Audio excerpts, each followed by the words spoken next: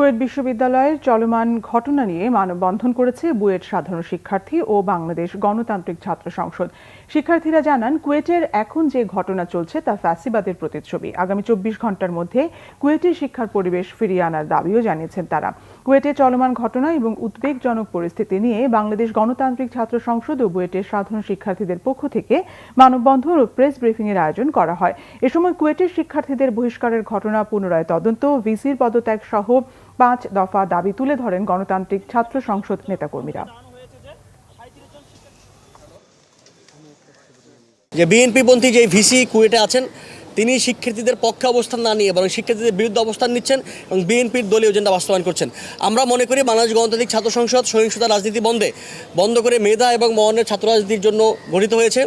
আমরা সেই মেধা মননের ছাত্র রাজনীতি, বিশ্ববিদ্যালয় শিক্ষার সুষ্ঠু কার্যক্রম রক্ষার লক্ষ্যে আমাদের পজিশন হচ্ছে, আমরা মনে করি দলীয় এজেন্ডায় দলীয় পরিচয়ধারী শিক্ষকদেরকে বিশ্ববিদ্যালয়ে কোনোভাবেই শিক্ষক হিসেবে নিয়োগ দেওয়া যাবে না এবং তাদেরকে কোনোভাবেই ভিসি, প্রক্টর, পুরো ভিসি ইত্যাদি প্রশাসনিক পদে অবস্থান করতে দেওয়া যাবে না।